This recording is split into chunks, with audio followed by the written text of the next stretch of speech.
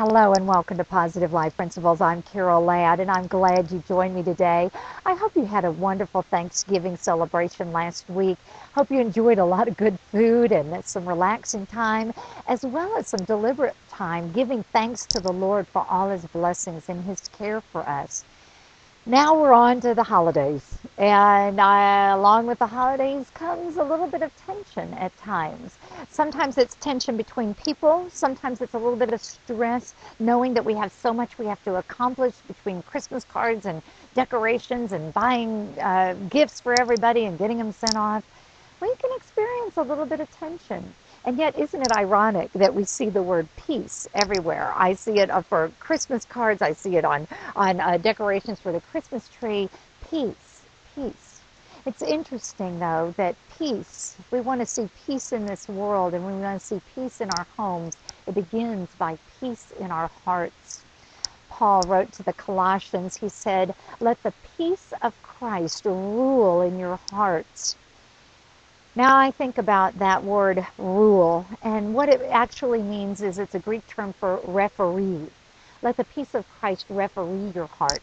Now, as you watched all those football games on Thanksgiving Day, I'm sure those games would be completely chaotic if there was no referee.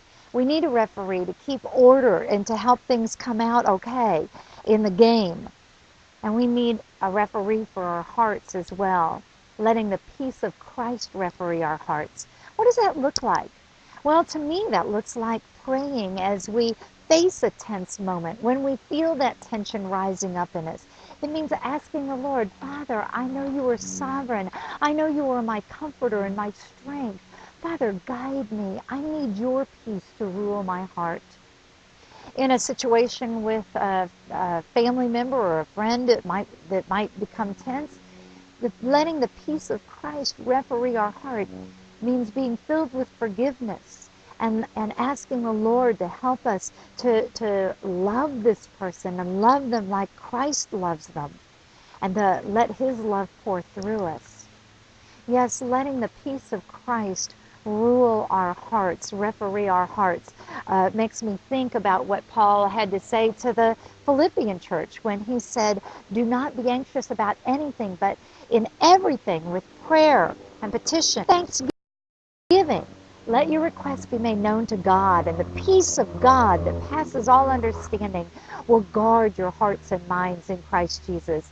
Yes, certainly we experience peace with others, peace in our homes, peace in our situations when we give it over to the Lord and when we do it with thanksgiving.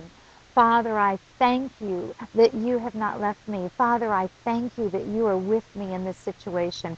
Father, I thank you for the forgiveness you have shown me, and therefore I am going to show that to the people around me. I'm going to bear with them and love them and forgive them.